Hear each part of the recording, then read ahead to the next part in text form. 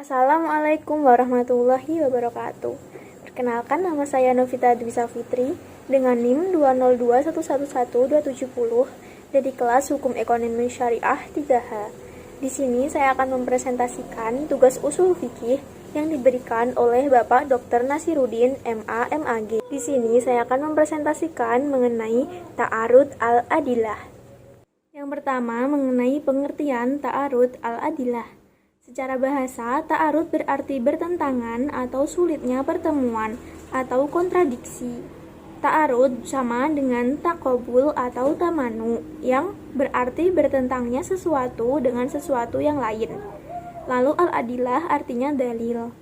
Secara istilah, ta'arud al-adillah adalah salah satu dari dua dalil menghendaki hukum yang berbeda dari hukum yang dikehendaki dalil yang satunya. Ulama mutakaddimin mendefinisikan ta'arud dengan suatu ungkapan yang dipakai untuk saling meniadakan dua dalil atau beberapa dalil yang menunjukkan pertentangan yang sulit untuk mengkompromikan keduanya.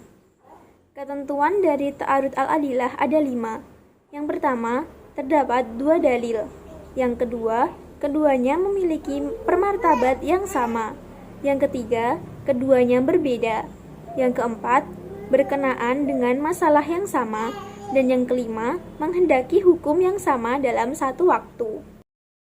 Pendapat beberapa ulama mengenai ta'arud al-adillah. Yang pertama, tentang masalah pembenturan antara dua dalil yang qat'i. A. Pendapat terbanyak di kalangan ulama menyatakan bahwa antara dua dalil yang qat'i tidak mungkin terjadi pertentangan. Alasannya adalah karena setiap dalil yang qat'i mengharuskan adanya hukum. Bila dalil-dalil qat'i berbenturan, berarti kedua dalil tersebut menghendaki dua buah hukum yang saling bertentangan, dan hal ini tidak mungkin terjadi. Yang kedua, ada ulama yang memungkinkan bertemunya dua dalil qat'i yang saling berbenturan. Masing-masing dalil tersebut dipegang oleh ulama yang memandangnya sebagai dalil qat'i. Masalah yang kedua, masalah pembenturan antara dua dalil yang zonni. A. Sebagian ulama menolak terjadinya pertentangan antara dua dalil yang zonni, sebagaimana tidak bolehnya perbenturan dua dalil yang qat'i. Dan yang kedua, golongan ini membolehkan terjadinya pertentangan dua dalil yang zonni karena tidak ada halangan bagi pertentangan tersebut karena terbatas pada dalil yang bukan qat'i. Dalam memecahkan permasalahan ta'arud ini terdapat dua metode. Yang pertama, metode Hanafiyah. Dalam metode ini terdapat 4 langkah-langkah, dan yang pertama metode nasak, yang kedua tarjih, yang ketiga al-jam'u wa taufiq, dan yang keempat tasakut al-dalilain. Yang kedua adalah metode Syafi'iyah dalam mengurai ta'arud. Ada 4. Yang pertama al-jam'u wa taufiq, yang kedua mentarjih di antara dua dalil, yang ketiga menasak salah satu dalil, dan yang keempat tasakut al-dalilain. Selanjutnya pengertian per metode.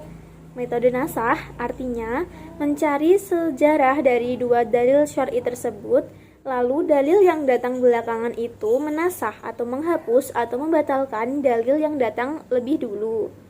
Yang kedua, metode tarjih. Dalam metode ini dilakukan penguatan salah satu dalil dari dua dalil yang bertentangan tersebut berdasarkan qarinah. Yang ketiga, metode al-jam'u wa taufiq artinya mengamati karakter dua dalil yang ada. Awalnya mengumpulkan atau menggabungkan antara dua dalil lalu dilihat perbedaan dan persamaannya. Setelah itu melakukan kompromi atau sinkronisasi agar menjadi hasil. Yang keempat, metode tasakut al-dalilain artinya menggugurkan kedua dalil yang bertentangan dan mencari yang lebih rendah. Selanjutnya, contoh ta'arud al-adillah yang diselesaikan dengan cara nasak terdapat dalam Quran surat Al-Baqarah ayat 180 yang berbunyi A'udzubillahi minasyaitonirrajim. Kutiba alaikum idza hadara ahadakumul mautu in taraka khaira al-wasiyatu lil walidaini wal aqrabina bil ma'ruf haqqan 'alal muttaqin. Yang artinya, diwajibkan atas kamu apabila seorang di antara kamu kedatangan tanda-tanda maut, jika ia meninggalkan harta yang banyak, berwasiat untuk ibu bapak dan karib kerabatnya secara ma'ruf. Ini adalah kewajiban atas orang-orang yang bertakwa.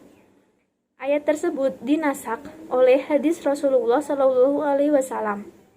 Dari Abu Ummah Al-Bahili, ia berkata, aku mendengar Rasulullah Shallallahu Alaihi Wasallam bersabda ketika khutbah Haji Wada. Sesungguhnya Allah telah memberikan hak kepada setiap orang yang berhak, maka tidak ada wasiat kepada ahli waris. Hadis riwayat Tirmizi. Contoh ta'arud al-adilah selanjutnya yang diselesaikan dengan cara tarjih. Hadis yang dibawakan perawi yang lebih banyak itu lebih kuat dibandingkan hadis yang dibawakan perawi yang lebih sedikit jumlahnya. Seperti hadis yang diriwayatkan oleh Abu Dawud. Telah menceritakan kepada kami Haf bin Umar. Telah menceritakan kepada kami Syu'bah dari Abi Ishaq, dari Asim bin Lamrah, dari Ali bin Abi Thalib radhiyallahu anhu bahwasanya Nabi Shallallahu Alaihi Wasallam sholat sunnah sebelum asar sebanyak 2 rakaat. Dengan hadis yang diriwayatkan oleh Ahmad, Ibnu Majah, dan At-Tirmizi. Ini sahih yang berbunyi, Abu Ishaq dari Asim bin Lamrah dari Ali radhiyallahu anhu tentang sholat sunnah sebelum asar Nabi Muhammad Shallallahu Alaihi Wasallam, di mana mereka semua menyebutkan 4 rakaat. Jika mengambil metode tarjih dalam pembahasan ini, kedudukan sholat sunnah sebelum asar sebanyak 4 rakaat lebih kuat dibanding dengan 2 rakaat. Selanjutnya, contoh ta'arud al-adillah yang diselesaikan dengan cara al-jam'u wa at-taufiq, yaitu dalam Quran Surat Al-Baqarah ayat 234 dan Quran Surat Al-Ahzab ayat 49. Quran Surat Al-Baqarah ayat 234. A'udzu billahi minasyaitonir rajim. Walladzina yutawaffawna minkum wa yadharuna aswajan yatarabbasna bi anfusihinna arba'ata ashhurin wa ashra. Yang artinya, orang-orang yang meninggal dunia di antara kamu dengan meninggalkan istri-istri, hendaklah para istri itu menangguhkan dirinya atau beriddah selama 4 bulan 10 hari. Ayat ini bertentangan dengan Quran Surat Al-Ahzab ayat 49. A'udzu billahi minasyaitonir rajim. Ya ayyuhalladzina amanu idza nakahtumul mu'minati tsumma talaqtumuhunna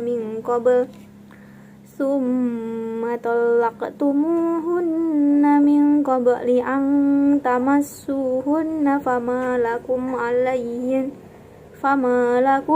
alaihinna min iddatin ta'tadunnaha famatti'uhunna wasarrihuhunna sarahan jamila.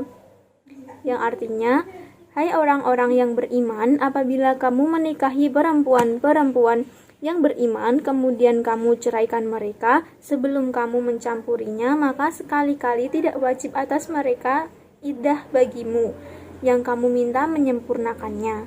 Maka berilah mereka mut'ah dan lepaskanlah mereka itu dengan cara sebaik-baiknya. Adapun cara penyelesaian kedua ayat yang bertentangan ini adalah dengan cara mengkompromikan antara keduanya.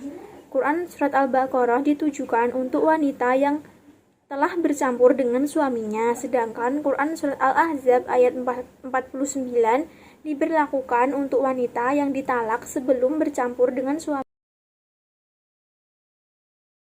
Contoh ta'arud al-adillah yang diselesaikan dengan cara tasakut al-dalilain.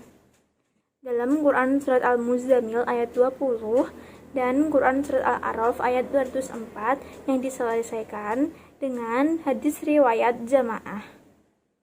Quran Surat Al-Muzammil ayat 20. A'udzubillahi minasyaitonir rajim. Faqra'u ma tasayyara minhu, yang artinya, maka bacalah apa yang mudah bagimu dari Al-Quran. Sedangkan Quran Surat Al-A'raf ayat 204 berbunyi, A'udzubillahi billahi minasyaitonir rajim. Wa idza quri'al qur'ana fastami'u lahu wansitu la'allakum turhamun. Dan apabila dibacakan Al-Quran, maka dengarkanlah baik-baik dan perhatikanlah dengan tenang agar kamu mendapat rahmat. Ayat pertama secara umum mewajibkan orang yang sholat termasuk makmum untuk membaca ayat-ayat Al-Quran yang mudah dibaca. Sedangkan ayat kedua menegaskan kewajiban membaca Al-Quran sebab yang diperintahkan adalah mendengarkan dan memperhatikan bacaan imam dalam sholat. Kedua ayat ini bertentangan dan tidak dapat dilaksanakan kedua-duanya, sehingga dilakukan tawafuk dan menggunakan dalil dari hadis riwayat jamaah yang berbunyi, barang siapa yang sholat di belakang imam, maka sesungguhnya bacaan imam menjadi baginya. Kesimpulan dari materi ta'arud al-adillah, ta'arud yang sebenarnya tidak mungkin terjadi dalam diri nas itu sendiri. Sebab pertentangan seperti itu berarti pertentangan dalam diri syar'i, terutama Allah sendiri. Hal itu mustahil karena Allah bersih dari segala macam konflik batin sebagaimana yang terdiri dari manusia. Oleh karena itu, ta'arud di sini perlu dipahami sebagai pertentangan dalam nas menurut tanggapan manusia ketika mereka memahami nas itu sendiri. Terima kasih. Itulah yang dapat saya sampaikan. Apabila ada kurangnya, saya memohon maaf. Wabillahi taufiq wal hidayah, waridho wa innayah. Wassalamualaikum warahmatullahi wabarakatuh.